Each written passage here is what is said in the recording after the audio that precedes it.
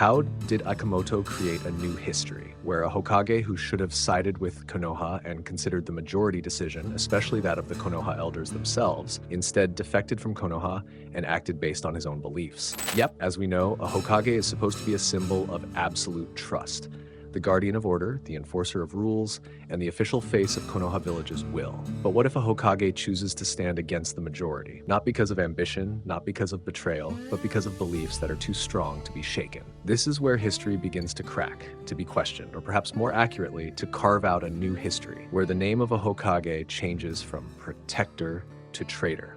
For the first time since the village was founded, Konoha is led by someone who did not rise to power through victory, nor through the full support of the people. He emerged amidst chaos when the shinobi world lost its footing in logic.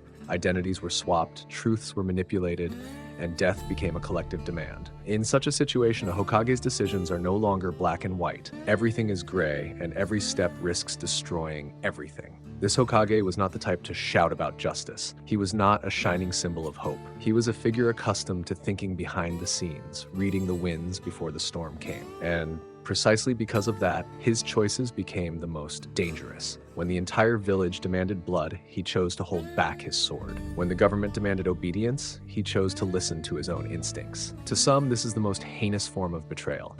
Defending someone labeled an enemy of the world is tantamount to trampling on the will of the people. But to this Hokage, truth is never determined by the number of votes. He believes that there are things more important than reputation, position, even history itself, namely protecting what was passed down by his predecessors. Ironically, this step leaves him standing alone. Not all village officials know his grand plan, his reasons, and why he chose this path. Because in this situation, not all of his allies understand his reasoning. Even the Hokage seat he now occupies feels like a time bomb. Every decision could be a reason to revoke his title. Every silence could be interpreted as an admission of guilt. However, if we look back at the past, Konoha Village is no stranger to leaders who chose to bear the burden of sin to keep the village standing. The history of Konoha Village is built on dirty decisions that were never officially announced. And this Hokage seems to understand one bitter truth. Sometimes, for the sake of the future, one must be willing to be labeled a criminal. Now, the fate of the shinobi world hangs in the balance, determined by two people, a hunted shinobi and a Hokage who refuses to submit. Will this decision save the future, or will it bury the Hokage's name from Konoha's official history? One thing is certain, when the truth is finally revealed, the world will be forced to acknowledge that this Hokage never wavered. And in the shinobi world, unwavering conviction is the most dangerous weapon. Yep, those are at least a few short sentences full of meaning and poetry, at least enough to represent the entire issue in the last few chapters. He is Shikamaru Nara, as a Hokage who was not truly chosen by the people, but rather a unilateral decision after Naruto's existence was erased from the shinobi world due to Kawaki's decision. Shikamaru Nara is the candidate who is perhaps the most relevant so far. And as we know, since Shikamaru took the position of Hokage in the next generation era, especially after Naruto was sealed until the era of the two blue Vortex, we have been able to see and assess how Shikamaru makes every decision. And at this point, the majority of fans do not think that Shikamaru resembles Danzo, especially how every decision he makes concerns Konoha. Yeah, you know what I mean, right? However, if you look at how things changed after Omnipotence was activated, and also how Shikamaru changed over time, there was a significant change. In other words, while the world was being manipulated by the reality between Boruto and Kawaki, the world was forced to not care too much about the changing status. Instead, the entire shinobi world demanded the death of the 7th Hokage at the hands of Boruto. And once again, even though Boruto is not really a murderer as rumored by Kawaki, at least the entire village of Konoha, even the elders of Konoha themselves, believe and trust that Boruto is the murderer of the 7th Hokage.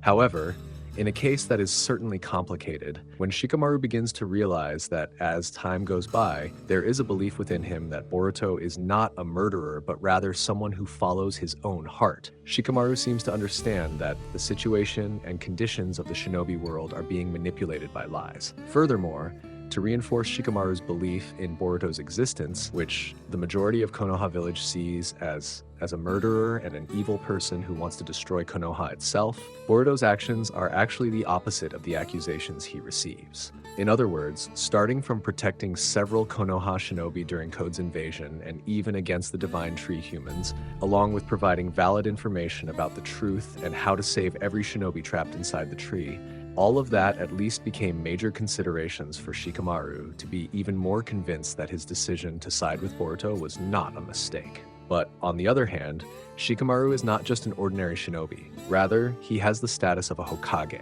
Therefore, in addition to siding with Boruto to protect Konoha, Shikamaru is also asked to capture Boruto, dead or alive, in order to satisfy the grief of the people of Konoha over the loss of their beloved Hokage. More precisely, Shikamaru is demanded by the elders of Konoha to capture or kill Boruto, even though he knows that if it weren't for Boruto, Konoha would be in a much worse situation.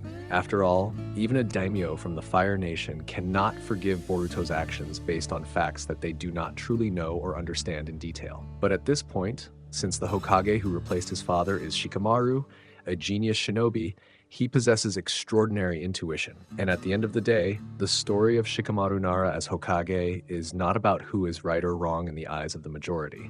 It is a story about the burden of decision-making, about a leader forced to choose between two abysses, the will of the Konoha people or a truth he cannot explain to everyone. Shikamaru knows one thing that most shinobi don't have: intuition, or what could also be called a conscience. And that intuition slowly leads him to one conclusion: that Boruto is not what the world portrays him to be, but rather a shinobi caught up in a much bigger game. Every action Boruto takes is contrary to the accusations directed at him. He protects Konoha.